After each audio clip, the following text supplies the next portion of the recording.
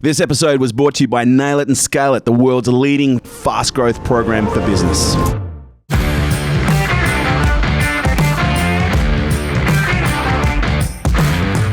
Ladies and gentlemen, my absolute pleasure to welcome to Unstoppable today. You may have already heard of Dr. Adam Fraser.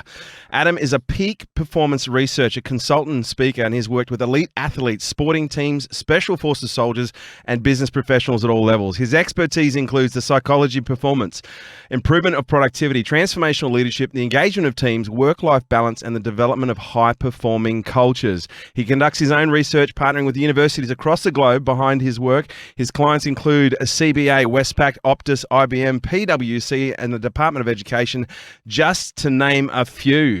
Ladies and gentlemen, please welcome to Unstoppable, Dr. Adam Fraser. Mate, welcome. Mate, thank you. Thanks very much. Great to have you here. Great to have a fellow obsessive here.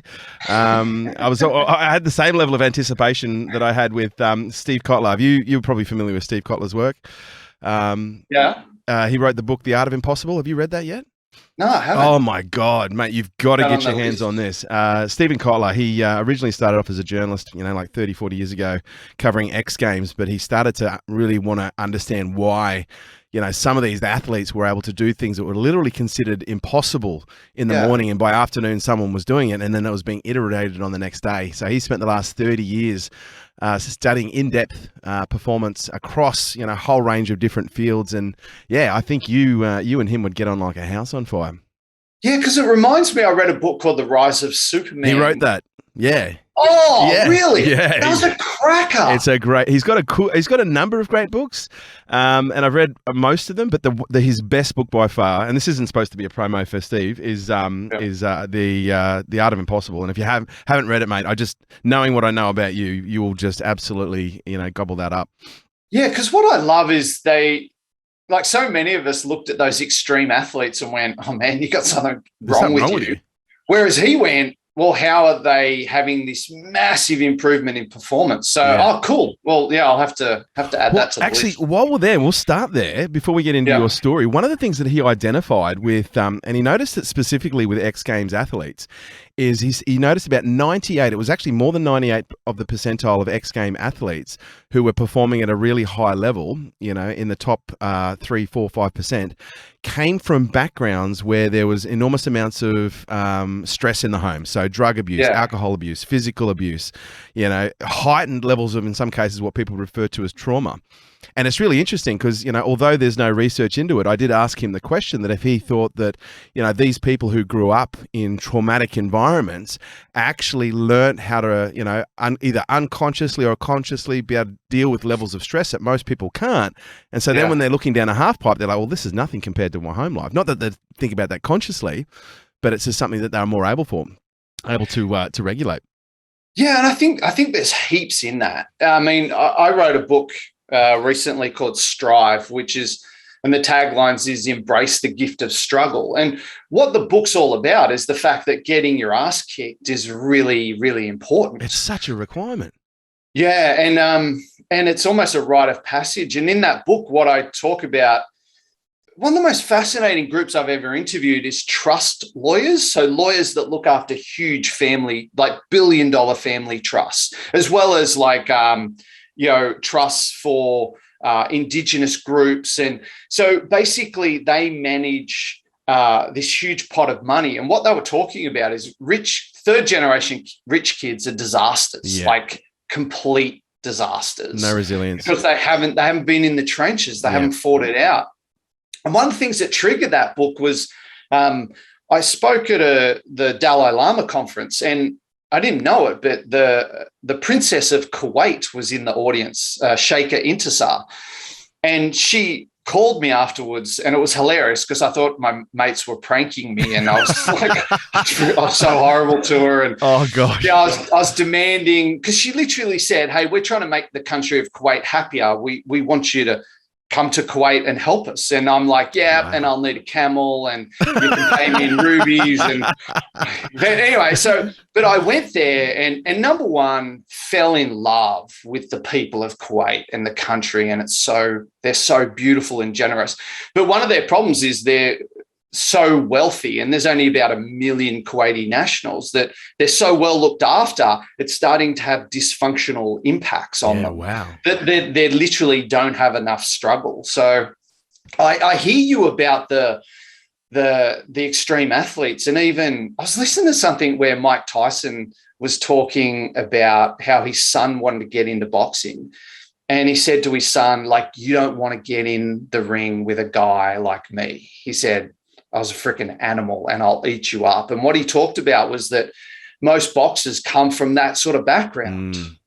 And and he said, the problem with my son was he wasn't hardened like I was. Yeah. It had too good a life. So yeah, getting your ass kicked is important. You know, and it's so interesting because it's much like life. Like, you know, often people are avoid getting their ass kicked, and oftentimes people are trying to avoid failure. And this is something I've observed in business, like failure. And I wouldn't just, categorize this to business. I'd say this to life is a key requirement of progress, because it's not until we, in instance in business, fail that we recognize that whatever skill, knowledge, and experience that is missing. But again, in life, it's not until we experience our ass getting kicked that we get to develop an extra layer of skin that enables us to be able to be better, more resilient next time. So, mate, my biggest question for anyone who's as obsessive about performance as you are in the space that we play, how did you get into this? Yeah, it was really interesting. I mean, when I left school, academically, I did really well. So I had a lot of choice in terms of going to uni and what course, and I didn't know what to do. So I picked engineering and I hated it. And kind of that Christmas holidays, a mate of mine and I were at the beach and we just went, I can't go back to engineering.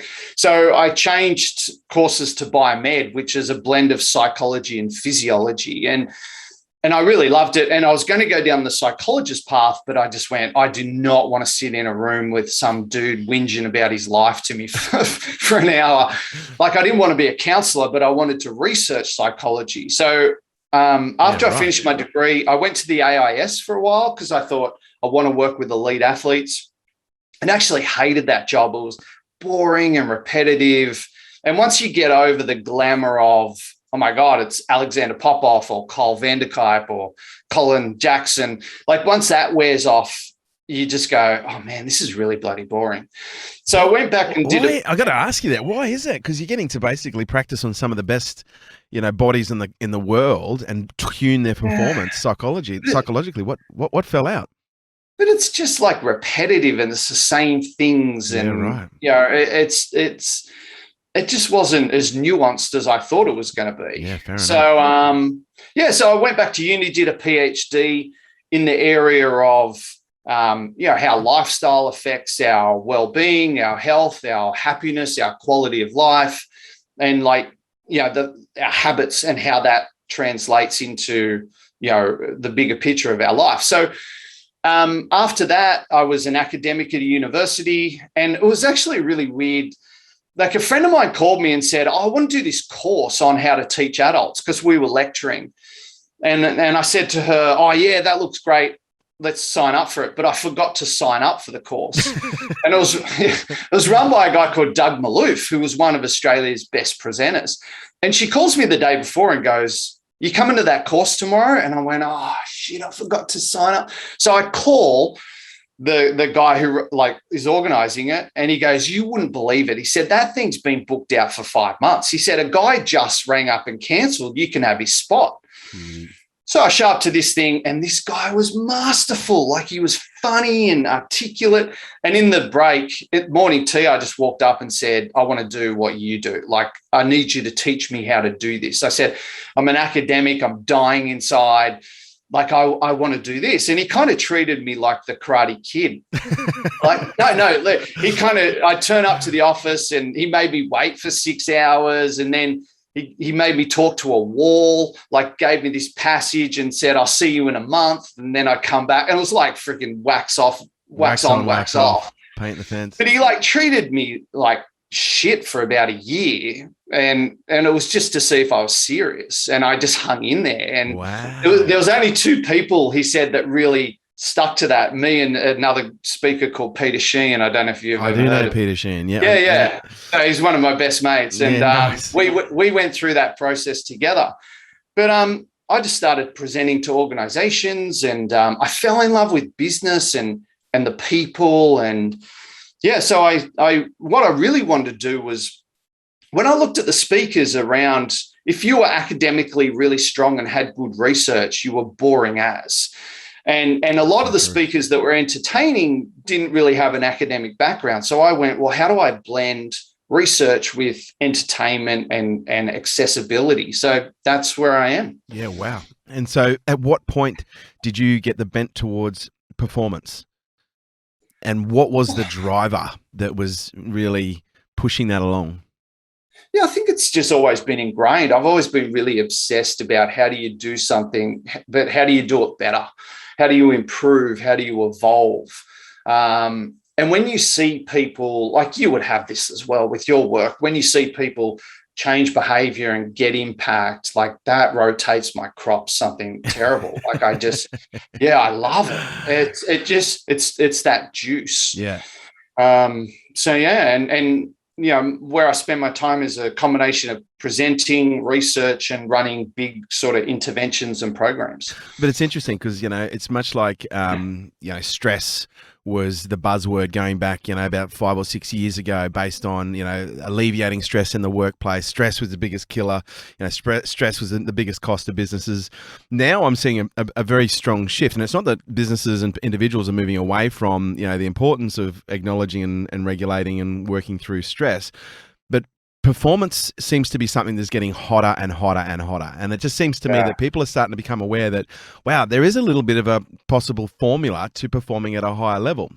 And so I guess from your perspective, you know, if I was to act, you know, as maybe some of the audience would be, which is maybe having less information than what I've been able to absorb so far, you know, I think I would find it curious looking at the world and go, well, why is it that there's only, you know, a very small percentage of people that compete, you know, at the Olympics? Why is it that there's only a very small percentage of people that make it through to, you know, become an NRL professional, or, you know, be able to sprint in the 100 meters, or, you know, that have the ability to make it into SAS or Navy SEALs as an example? So why is performance, in your mind, something that has become so attractive? But more importantly, why does it appear that some people have it and some people don't? God, that's a big question. I really like what you're saying in terms of the shift from stress to performance. And the big one I'm seeing is that if you think about the last sort of 10 to 15 years, we've had happiness and positive psychology rammed down our throats. And like most movements start out with good intent and often can have a dark side to them. And the dark side of the happiness piece is we've been taught that positive emotion is good and good for us, negative emotion is bad and bad for us. So wrong. Yeah. Yeah. So we've got this lens of judgment that, yeah, I should just feel good all the time. But the problem with that is that, like, struggle, challenge, discomfort, growth feels like shit. Like that feels uncomfortable. True. And often is associated as being a negative experience. Oh my God, that's painful. That's bad. Yeah. So I think one of the big blocks to performance is the inability to sit with discomfort. And on so many levels. I mean, even if you think about COVID and what's happening and how much we're kind of numbing ourselves to not feel anything. And I see this, like, I mean, actually, I'd love your opinion on this too. I see men really struggle with emotional discomfort. Yes. And whenever it comes up, they just check out. And yeah, I've just watched a mate of mine totally screw his life up because he can't sit with, tolerate, articulate the negative emotion he's going through. So it's just like, I'll react with anger and I'll withdraw. So, yeah, what's your opinion on that? Look, I would say, and you know, maybe this is going to be a bit controversial, but I think it comes back to childhood. You know, I think so many of us, you know, weren't really shown how to express and to feel emotions, but more importantly, in a way where we can regulate them, you know. And one of the things I've observed, and it's so interesting, you know, the core for performance that I've discovered is actually underlying the ability to be able to manage stress and the ability to be able to manage our emotions.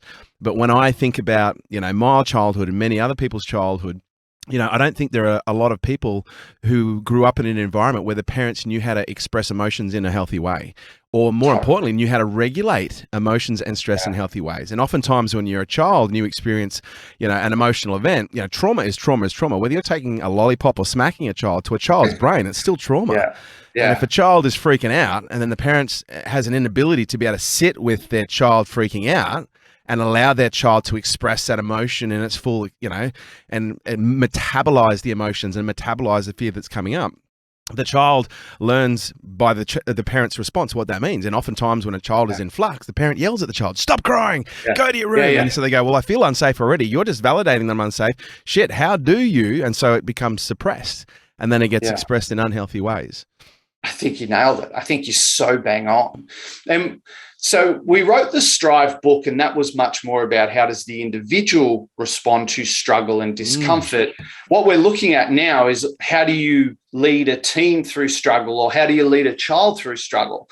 And we came up with this model called the 4H model, which stands for heart, head, hands, high five.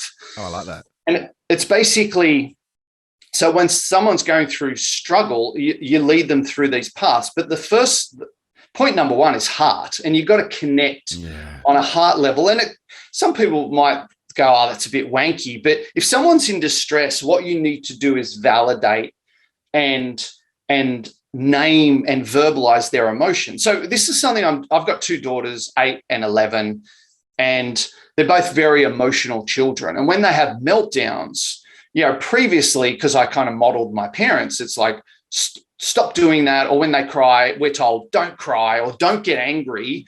Or even when they're struggling learning, don't get upset. You just got to pay it. And rather, what I've been doing with them is naming and validating their emotion. Oh, that's beautiful. Yeah. So like one of my daughters had a meltdown about something with school, and, my natural reaction is to go, "Oh, you're just being ridiculous." But I just sat down and went, "I understand why you're angry, or I can see that you're frustrated." Or when I'm learning something new, I sometimes think I'm stupid or I can't do it. Is that how you feel? And it just really, it calms them down. And then the head part is to get them to logically pull apart what's going on for you, for me. How do I feel? What am I saying to myself? The hands bit is, well, what's the tangible action you can take to improve? And then the high five is you circle back around later and celebrate the victory. Nice. But it all stems from emotion, because if they're emotionally off the charts, you can't have the logic conversation. Not with a child. And this is what a lot of people don't realize. Not with an adult. Oh, even with adults, but children, they've got, I think until the age of, I think it's about somewhere between 8 and 12, when a child gets into distress, we've heard the term flip the lid. Yeah, Dan Siegel's. Yeah. We've discovered from pediatric research, when a child goes into meltdown, they have no access to their neocortex. They have no logical function whatsoever. And so we as parents go, "Well, fuck, this is quite practical. Let's talk about this logically." And the kid's like, "I ain't got no logic in my system, Dad. I just got all these emotions that feel really big, and I don't feel, and I either do feel safe to express them so that they can metabolize, or I don't feel safe to express them, and I'm going to trap them in my central nervous system, and it's going to leak into my tissue and, become, stuff that shows up later in life. And in some cases, not even later in life."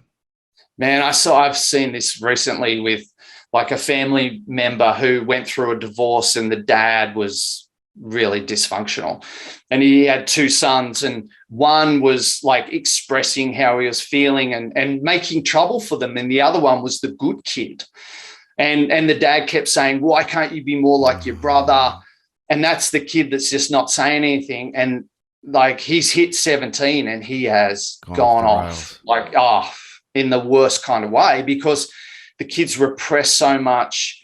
Every time he sees his brother speak up and he gets in trouble, like that psychological safety. Wow. So, I mean, coming back around to your original point, I think you're so bang on with our ability to articulate, express, or even just talk about the fact that we don't feel good. And one of the things in the book we discuss is that the suicide rate of super high wealthy kids is very high, because anytime they express discomfort, they're told, "Well, what do you got to complain about? You're freaking rich kid. Stop being such an entitled pain in the butt and just get on with it." So anytime they go, oh, I'm not happy, or I'm not, they're just told, get over yourself. So yeah, that suppression of emotion is huge. So when we look at performance, like to you, what is the core of good performance? Or more importantly, high performance? I'm having a real torn relationship with this, because what I often see, and you'd know this as well from speaking to people, is that high performance often brings a lot of dysfunction with it. Yeah. To be really exceptional, like we have to be very selfish, very driven. We tend to neglect other parts of our life. So I'm kind of wrestling with, is high performance all it's cracked up to be? And do we want, I hate to use the word, but a more balanced life? Can I offer maybe an alternative perspective? Because, you know, we get enormous success with we've got a client community called K2 Elite, and it's about 1 in 3 of these guys to 1 in 4 will 2x to 10x in their first 18 months to 2 years. Now, in most cases, these are $1 million, 5, 10, you know, up to $300 million businesses that we're working with. In some cases, a few startups. But one of the things that we do that's a little bit different is we spend a disproportionate amount of time on psychology and performance psychology. But one of the things that we do a little bit differently, and I don't know, and I think this is going to land with you based on what you've just said, is I've identified one of the blocks to performance is emotional baggage, you know, and in some cases, psychological baggage. And so, you know, if you're trying to run a 100-meter race, but you're carrying 3 suitcases, you're going to move a lot slower, you know, but if you can, you know, find an environment, a community, an individual where you can sit down and unpack that, to me, I've found that as one of the most important aspects of the consistency of high performance is working on ourselves, working on our dysfunction, you know, shedding the light on where we do have darkness that is expressed in unhealthy ways so that it can come to the surface and, you know, be worked on.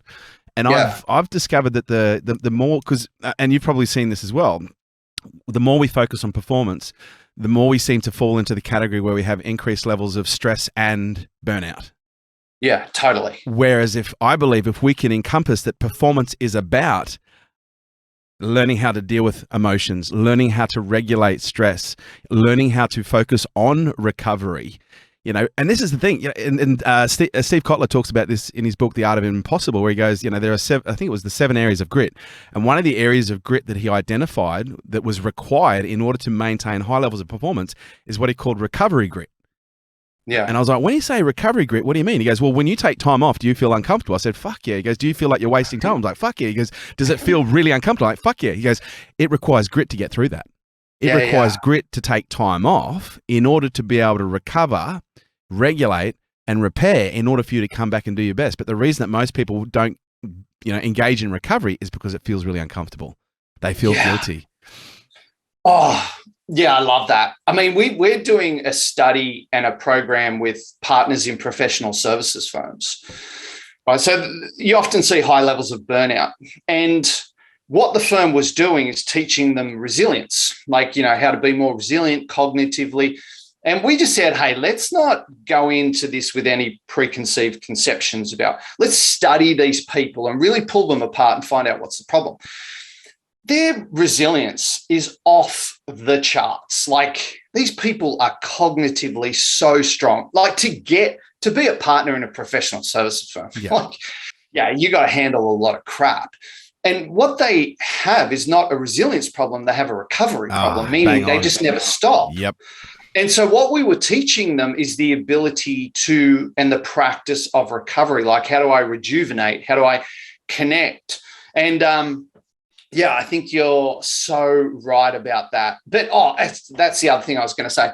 We're also starting this study to look at burnout in women and what drives it. And what the initial research is showing is exactly what you just articulated, is the emotional discomfort from self-care is so high, they would rather drive themselves into the ground and fall apart, because that feels better than, I'm going to address the fact that I don't think I'm worthy of looking after myself. Or what if someone calls me selfish? Or what if someone hints that I'm not looking after someone? And it just comes back to exactly what you said, that ability to manage the grit of, this feels really crap, but I'm still going to do it anyway. But it's interesting, because I started to take myself apart and go, why is it I feel so uncomfortable? Why is it that so many people feel uncomfortable in recovery?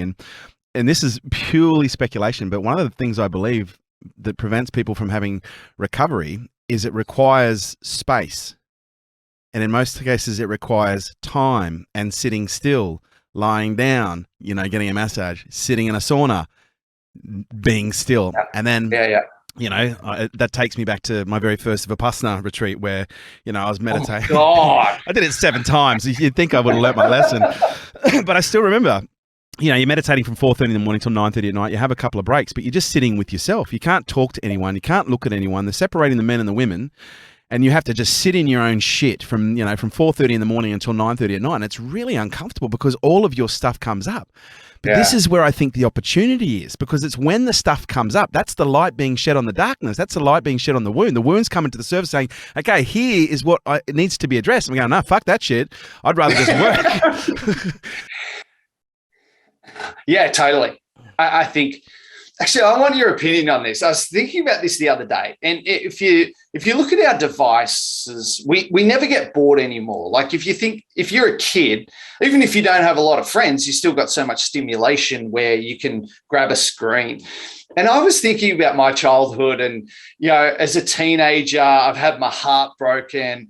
And I'm lying on my bed and I'm listening to Pink Floyd and I'm freaking crying your eyes out. Crying. But what I remember is I had a really sporty upbringing and I had lots of kids that lived around me. So lots of social interaction, but I also had those moments where I sat on my bed and listened to Pink Floyd or Iron Maiden. And I'm thinking about my life and my world and what's going on and why did that happen? And God, I had that falling out with that friend. Why? There was a lot of self-reflection and analysis. And I think one of the challenges today is we just don't have that. Because the moment we get uncomfortable, like you said, the moment a little bit of shit comes up, we go, oh, screw that. And I'll push that down through stimulation. Especially when it comes to the showing of emotion, especially when it comes to men, because we're taught men don't cry. Yeah, totally. But, I say this to everyone and anyone, if I'm working with someone and they have a release and they break down and they cry, I'll then ask them once they've finished the release, so how do you feel now? They're like, I feel fucking amazing. And so that's right, because you just metabolized all of that emotion. It's no longer sitting in there causing, like a toxic waste. You've allowed your body to metabolize that and get it out. And it feels so much better. But, some of us told masculinity thing. Yeah. Toxic masculinity. It really does raise a lot of questions around if we are so misunderstood from a masculinity perspective, if men even themselves don't understand themselves, how do we start to understand what a healthy form of masculinity is? Yeah, it's huge. I think that's a big need moving forward. So, mate, when it comes to performance, what are some of the low-hanging pieces of fruit that you've been able to identify? Like when you're working with, elite professionals or elite special forces or elite professional athletes, what are some of the things that when you start working, go, okay, here's a couple of low-hanging pieces of fruit that if we do this, we should be able to notch up a few points of extra performance? Yeah, there's so many levers we can pull from the recovery one, which is absolutely essential.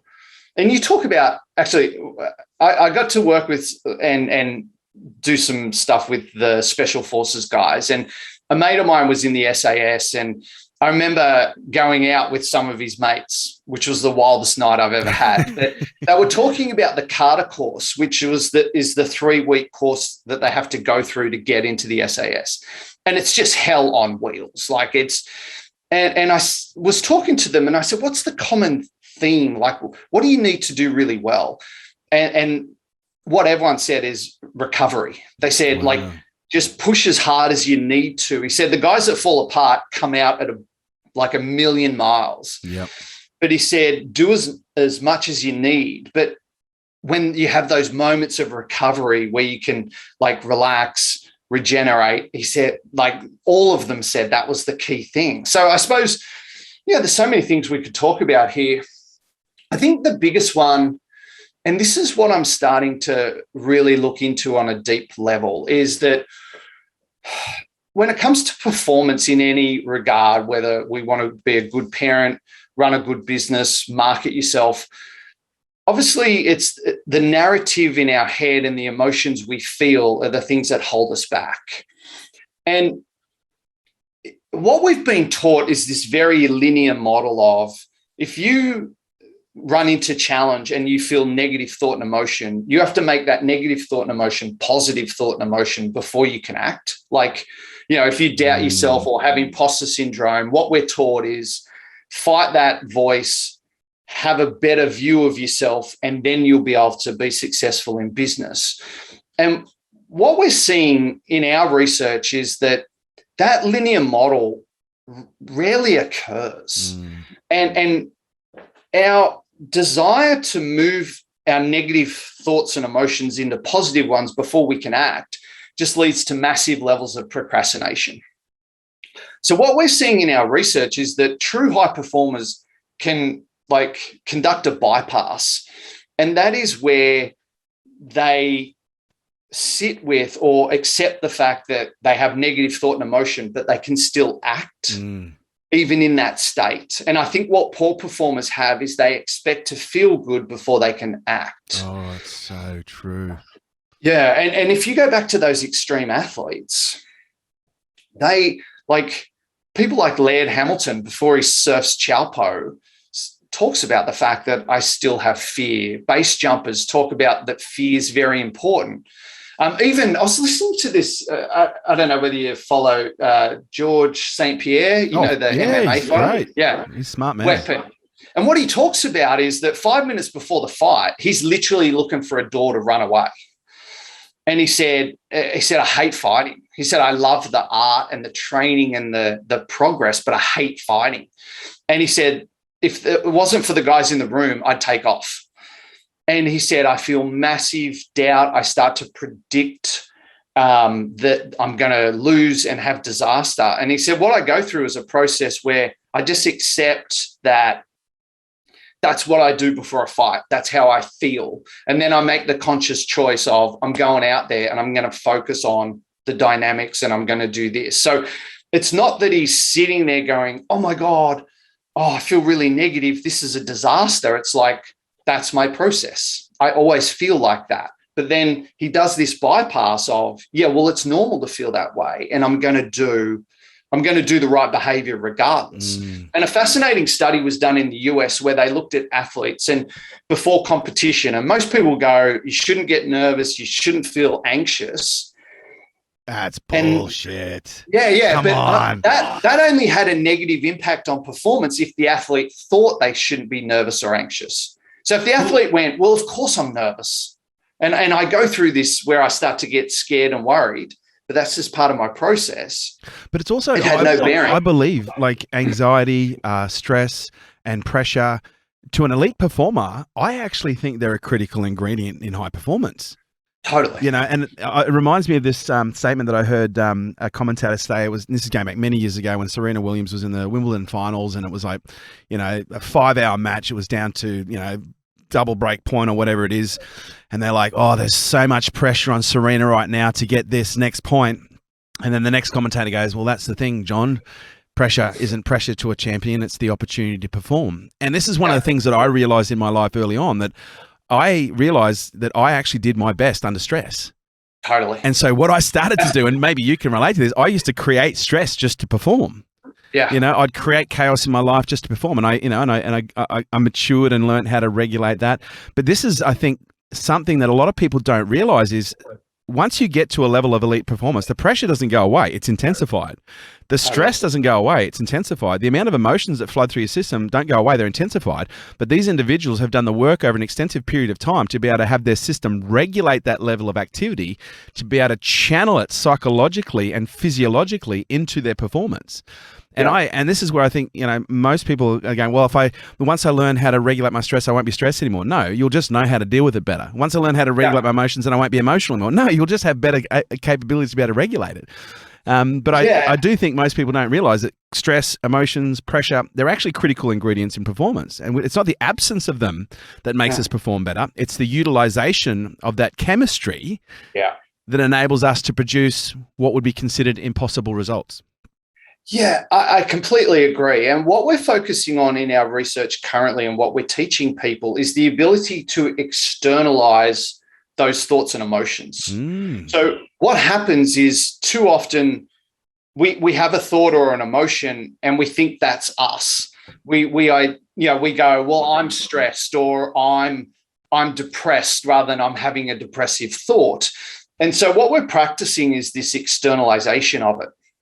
And, in terms of the research, this is called ACT therapy or psychological flexibility, is the ability to kind of push your thoughts and emotions almost off to the side where you don't let it run the show.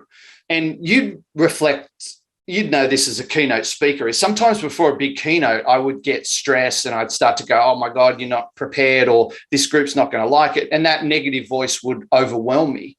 And then I started to picture that voice came from the two old guys in the Muppets, I love those dudes that heckle. Yeah. So I'm like, I just got this voice in my head that heckles me before I go out on stage, and it's still there, but I don't pay attention to it as much, and it doesn't run my behavior. And I started to look at, did other people practice this? And I had a fascinating interaction with a woman that does like aerial stunts. So really dangerous stuff. If she screws up, she's going to make a mess of herself. And I said to her, like, before you perform, do you have those negative thoughts and emotions? And she's like, have you seen what I do? Of course I do. Like, I'm doing some dangerous stuff. And I said, how do you regulate those? And she goes, do you mean Kevin? And I'm like, I don't know who's Kevin. Like, who's Kevin? And I said, I don't know who Kevin is, but how do you manage that voice? She's like, yeah, that's Kevin. I'm like, who the hell's Kevin? She'd actually created a character. Yeah, wow. So there's part of her brain that before performance literally heckles her. But she goes, well, that's just Kevin. And she said, I can't get rid of Kevin, but I can put him off to the side. And I go, yeah, it's almost, she says, almost like a radio or music in the background that I don't really pay attention to. It's there. Mm-hmm. But as I'm going out, I'm thinking, well, I'm going to focus on this. I'm going to do that. I'll do this step. And we've been sharing that concept with people, and they've flipped out over it. Like, so I've got a new keynote called No Thanks, Kevin. And it talks about like, how do we do that? But people send me emails going, holy shit. Like, yeah, before a hard conversation, that voice would talk me out of having it, where I'd go, oh, you're going to screw this up, or they're going to get upset or offended. And people are going, yeah, well, that's just Kevin. Or before a sales pitch, like, even I shared this with the senior partners at Price Waterhouse. And a couple of months later, when I caught up with them, they go, we bloody love Kevin. Like, before we have do a big pitch, we go, how's your Kevin? And someone might go, Kevin's under control, or far out, Kevin had me up last night. Yeah. So part of our research is looking at, how do I feel these things that often get in the way, but put them off to the side? And with women and burnout, what we're teaching them is, stop waiting to not feel guilty anymore. Like, you're going to feel guilty, but that's Kevin. And rather than he runs your behavior, go, yeah, of course I'm taking a day off and I feel guilty. Of course I feel guilty. I always feel guilty, but I'm still going to do it. So that's kind of in the performance realm. What we're looking at is that ability to externalize rather than let it run our behavior. So that's kind of the thing we're focusing on. Angela Duckworth-Smith, she's probably most well known from the work that she's done around grit, her TEDx talk, the fact that she charges $250,000 US for a keynote. It's fucking ridiculous. She's brilliant. She is. She's absolutely brilliant. So smart. She's done a lot in terms of, bringing a level of understanding around, not just the importance of grit and the importance of resilience, but how it's acquired. But she also identified, the obstacles that some people face when trying to, either train grit or train resilience. And, she talks about the fixed mindset versus the growth mindset. What's your experience with people who are trying to develop resilience, but their mindset is getting in the way? Well, I mean, I've got to present with Carol Dweck, who did that research on fixed mindset and growth mindset. Yep. And she's number one, phenomenal. Lovely, but two, like, she's such an incredible brain. But a lot of research in that area is now going, well, similar to what we said before. So if I attempt something and I have a fixed mindset, I have to believe that I have to have a growth mindset before I take action. So it's almost like even her stuff is turn that frown upside down. And a lot of people are now going, well, can you recognize that you have a fixed mindset, which is Kevin talking to you going, yeah, you suck at that. And rather than I have to adopt a growth mindset before I can act, it's the acceptance of I have a fixed mindset about that thing, but I'm still going to do the behavior I need to do. So in that area, it's moving more away from you have to adopt a growth mindset to you're going to have varied fixed mindsets, but can you accept that you have that, acknowledge it, and still do the behavior even though you don't believe that you're amazing at that thing? Do you think there's also an importance of teaching people how to think? And I don't even know if it's critical thinking necessarily, but, you know, when you look at Carol Dweck's work and when you look at the fMRIs of, you know, someone who's got a fixed mindset trying to solve a problem and it's basically, you know, there's not a lot of activity. And then you look at it, someone who's got, you know, a growth mindset who's trying to solve the same problem. And it's like, you know, it's like the 4th of July. Which means, you know, the fixed mindset is their brain is suggesting, well, I can't solve the problem, so I'm not even going to try. You know, versus the growth mindset, and they're trying to link as many possible neurons together and try and identify as many patterns as possible to solve the problem. How do we teach people how to think in a way that might, as a natural consequence, produce, you know, growth orientation? That's a cracking question. I wonder whether how I want to respond to that is we have to teach people that you shouldn't believe everything you think, because we're all idiots. Half of the stuff that goes through our brain is like just crap. It's inaccurate. It's illogical. Even when we think we're incredibly right about a situation, like we have this bias and we're not accurate. And I think I worry about we're going down this path of I have to get all my thoughts right before I can act, rather than, man, is it really about getting people to have their thoughts right, or just getting them to think in the first place? Because to me, it would think, and this is a pure assumption here, and that's why I was really excited to ask you this question, because, you know, it's one thing for us to, you know, think, well, our thoughts aren't where they need to be, but we can think differently than the way that we are. And how do we think differently? And I don't know, like my guess was, well, the way that we direct the brain is through questions. And so, you know, my assumption was one of the best ways that we can develop a growth mindset is by questioning things and by asking questions and trying to provoke new connections in our brain that would ultimately, you know, encourage activity and thoughts that we've never had before. Yeah, I think what you're talking about is self-awareness, really, aren't you? Like critical thinking and challenging, well, is that accurate? Why do I have that? Where does that come from? And I mean, what we talk about in our research is the ability to sit with discomfort. And the problem is most people can't. You know, when they feel uncomfortable, they go, oh, that feels like crap. So let me grab some wine, or let me watch a screen, or let me interact with someone. And I think what you're talking about is just the capacity to reflect and analyze, but almost be curious about our thoughts rather than, oh, I shouldn't be thinking that way. It's kind of like, well, why am I thinking that way? How often do I do that? Do I do that in other areas of my life?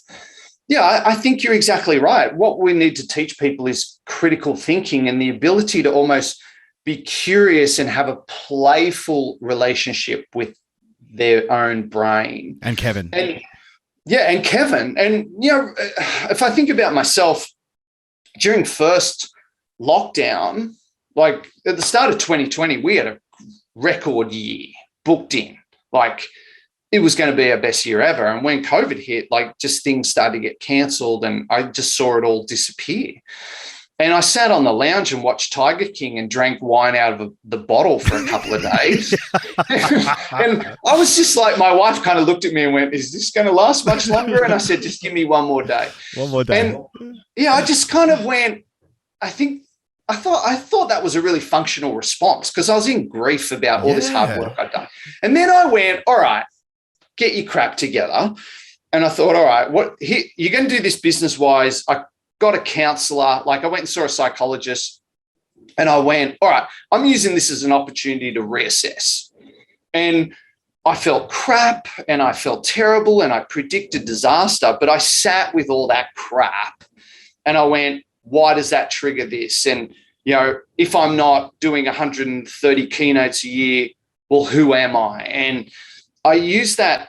I've never gone through so much turmoil and crap, but I just really used it as an opportunity to understand why I was reacting, who was I supposed to be, where do I want to go? And the amount of growth that came out of that was huge, but I had to sit with it and really get in the trenches with it and fight it out for a long period of time to evolve. So I think you're bang on, is the ability to be curious and playful and reflect on our thoughts rather than be afraid of them. Oh, I shouldn't be thinking that, or that's a terrible way. Why do I do that? Rather than sort of this combative relationship with our thoughts and emotions, much more curiosity. My next question is going to be a two-parter. Another one of the things that I've observed, as an obsessive performance researcher and practitioner, is the importance of routines. Yeah. Because oftentimes, we are a product of not just the way that we think, but the way that we act and the way that we do consistently. And if we have a set of routines that if we do them consistently, as a natural consequence, they produce certain behaviors, or they produce certain outcomes, they're in some cases, 1, 2, 3, 5, 10%ers, that can actually affect performance.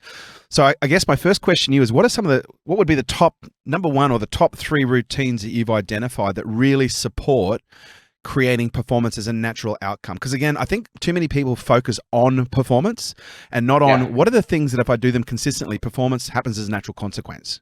Yeah, that's a cracking question. I love it. Personally for me, what I've found is there's some essentials. I call it my bedrock. Yep.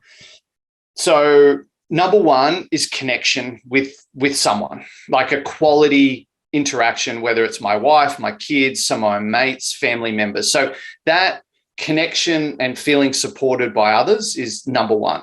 Number 2 for me is definitely movement, physical activity, whether it's weight training or going for a walk or cardio, like that ability to move. And I'm thinking this, I'm saying this to business people rather than elite athletes. So the movement, definitely. The third one would be stillness and practice of some sort of mindfulness or meditation or whatever you want to call it. But that ability to calm your brain, to really relax your body, that recovery piece. And the fourth one I'd say, and this is something I've only just gotten into over the last couple of years, is that ability to journal and kind of write down your thoughts. And I always thought that was a massive wank. And I just went, oh, there's no way I'm ever doing that. Like, I'm not doing journaling.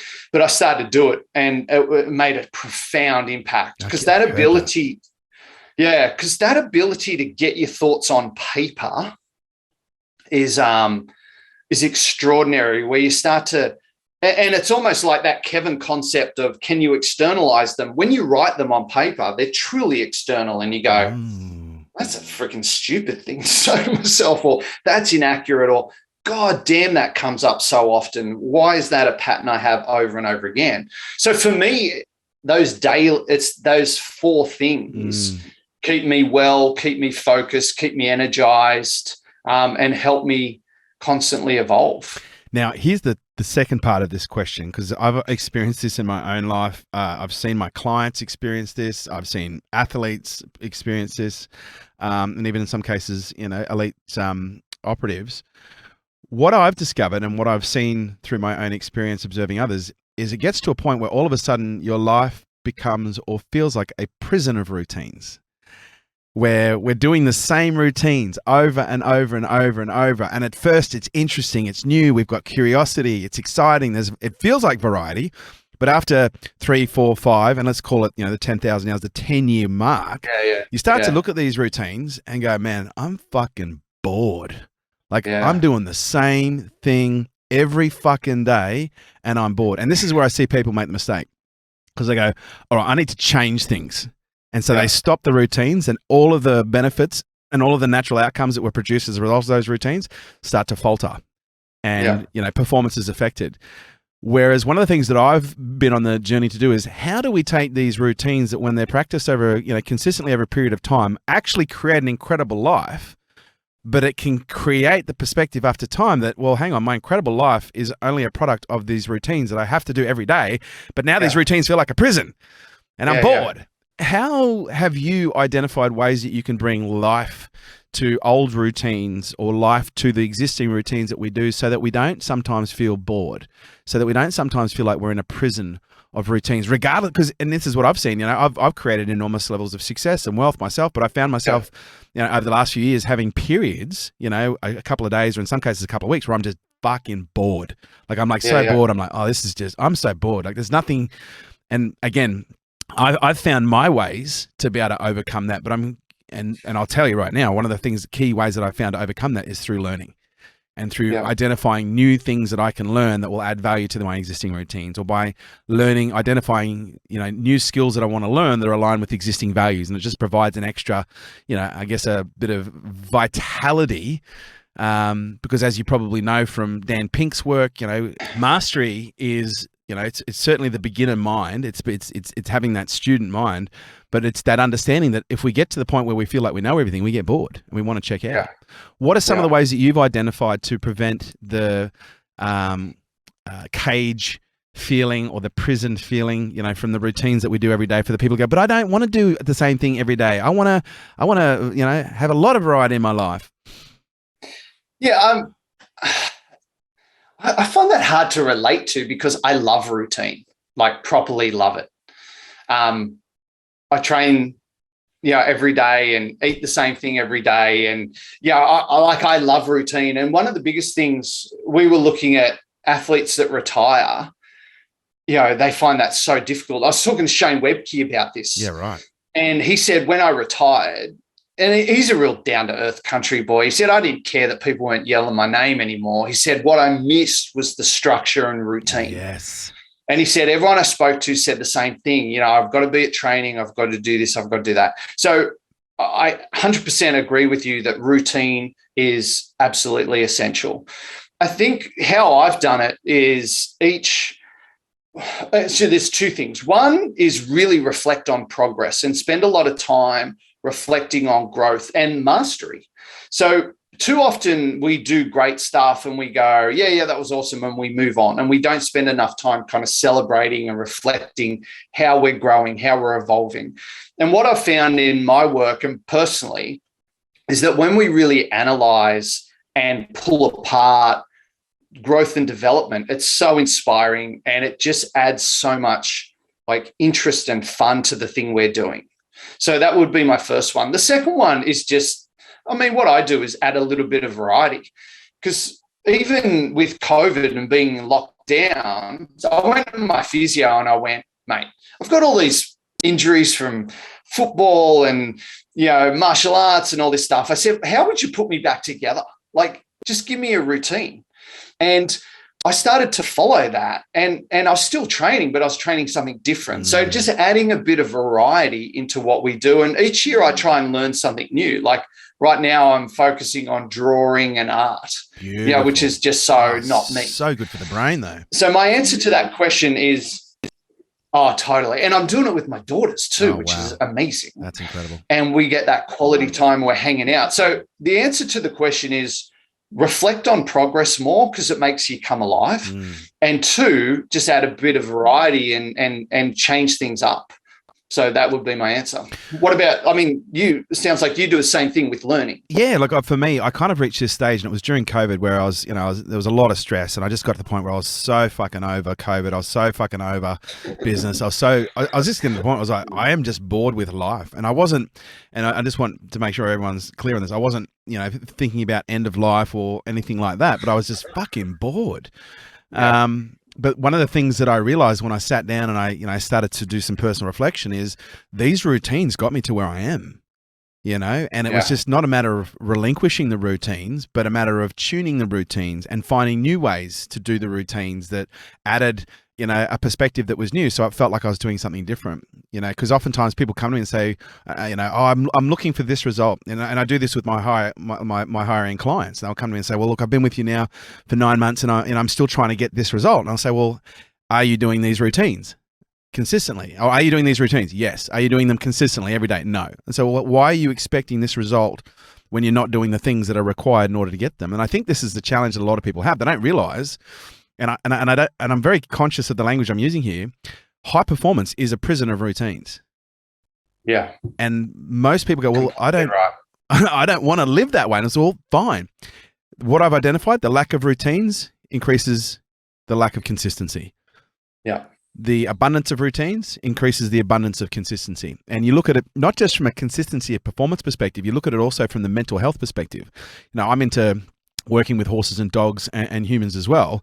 And one of the things that I know when I work with a dog, I'm training a dog right now.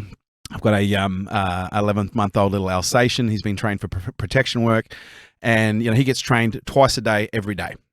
But what's really interesting is he's got enormous amounts of structure, enormous amounts of routine. He has to work for every single meal, and he's a really healthy, happy dog. But what's really interesting is I've got another mate who's got a 10-month-old German Shepherd who bought it around the same time, and he provides no structure, no discipline, no routines for the dog. And the dog is a fucking psychopath. It's chewing things up. It's digging holes. It's pissing on everything. It's jumping on people. It's an absolute psychopath. And what I've learned is that if you don't provide structure, routines, and boundaries for a dog, then it's going to misbehave because it's not going to know how to behave. And I think humans are exactly the same. If we don't have structure and routines, if we don't know what to do and we get given absolute freedom, oftentimes that freedom comes at an incredible cost. Yeah. And even you think about kids that are neglected, like there's no structure, there's no boundaries, there's no rules. I think you're bang on. And, I've been exposed to, many aspects of addiction therapy. I had a substance problem when I was 19, where I was addicted to amphetamines for about 9 months. And one of the things that has come from that is my awareness of my addictive drivers, but also the awareness of one of the things that keeps me healthy. And it's not just as someone who's got experience with addiction. I've seen this with my own clients. The more routines that I have in my life, the more structure I have in my life, the healthier I am. I'm more mentally healthy. I'm more physically healthy. My relationships, I have greater health.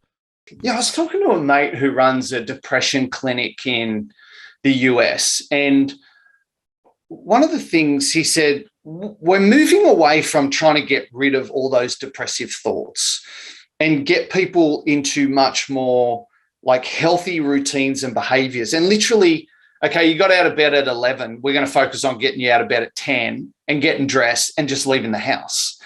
And what he was talking about is getting these people with severe depression to get into routines and have some sort of structure was absolutely essential. And he said it's one of the biggest drivers for their improvement. Wow. Dr. Adam Fraser, mate, I could literally keep talking to you for fucking hours. This is going to have to be part 1, Paul. We're going to have to get Dr. Adam Fraser back for part 2. Mate, this has been phenomenal. You've just written a book, Strive, and you've also written another book called The Third Space. Yes. So where can people find these books? Where can people find these books? Where can people find out more about you? Just my website, which is dradamfraser.com. And, all the resources are on there, and they can engage with me on all the socials. But I've seriously enjoyed this. Like, I'm buzzing after this conversation. And, it's fascinating. Some cracking questions. It got me to think about things. And the best part was many points I was like, oh, God, I don't know. I don't know what the answer to that is. That's beautiful. So, it really made me think. That's beautiful. Larry King said the best question to ask someone is one that they've never been asked before that makes them think differently. You hit that about 5 times. Thank you so much. Yeah. Like I said, this is going to have to be, mate, I almost feel compelled to say we should do a podcast together at some point in the future. I don't know, because we're both obsessed about I'm up for it. the same things. But either way, we're going to get you back on Unstoppable again. For those of you who'd like to find out more about Dr. Adam Fraser, check out dradamfraser.com. He's also on Twitter, Instagram, and LinkedIn as well. Best piece of advice you've ever received, Dr. Adam? Best piece of advice from a guy called Colin James. And he said, the greatest lesson I've ever learned is anywhere in the world does people actually know what the hell's going on. And he's like, every CEO I sit down with, in a meeting, sits there and goes, yeah, we'll do this, and then later on goes, how the hell am I pulling that off? So just understand that no one knows what they're doing. We're all working it out. We're all working it out. We're all adults with children in adult bodies, doing the best that we can. Ladies and gentlemen, this has been Dr. Adam Fraser, and you've been listening to Unstoppable. Thanks, mate.